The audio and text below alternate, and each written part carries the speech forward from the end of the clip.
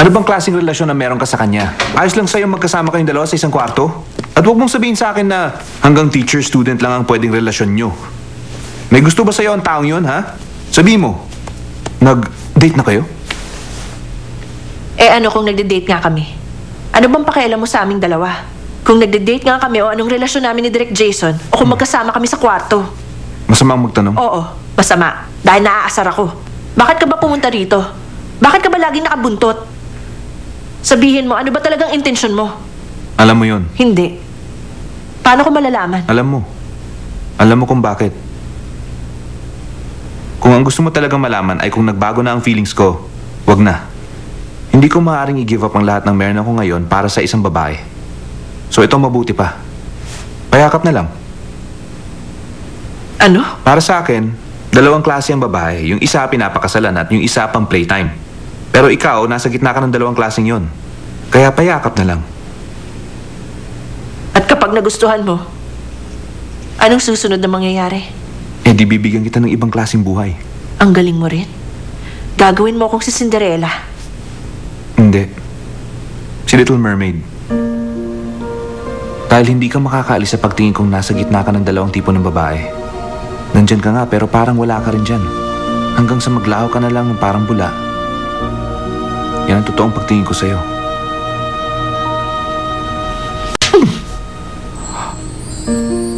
그대는 나란 사람 모르죠.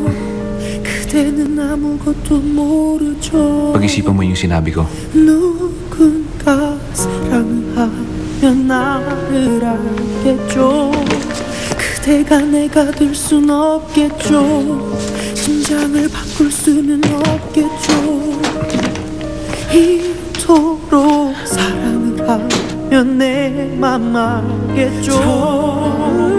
눈으로 다른 누군가 지켜주고 싶은 그런 마음.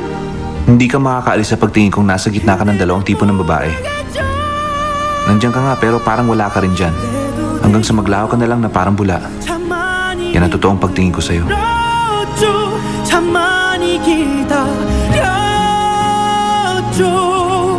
너무 돌아와서 오래 걸렸죠. 우연이 아니겠죠. 가슴이 먼저 그대 알고 기다려왔죠. Nandiyan ka lang pala. Tumayo ka dyan. Gusto ka daw makausap ng direktor. Ako? Nagpakahirap kang pumunta dito. Kaya naisip ko, may dapat akong gawin. Sabi ko sa direktor, magaling ka, kaya ayusin mo, ha. Huwag mo sasabihin kay Direk Jason, ha. Oo. Maraming salamat talaga.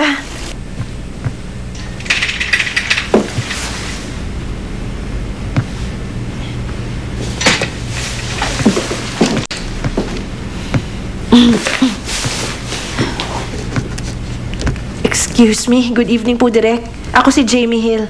Ang sabi sa akin...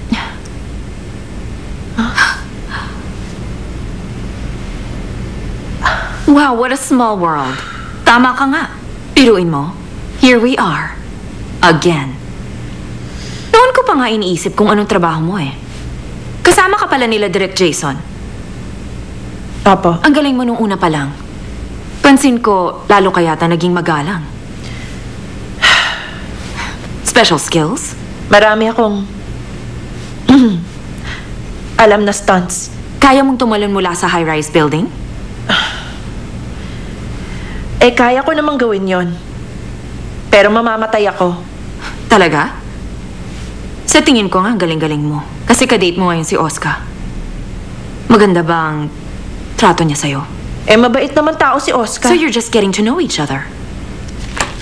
I-inform na lang kita kung pasok ka o hindi. Sige, may meeting pa ako.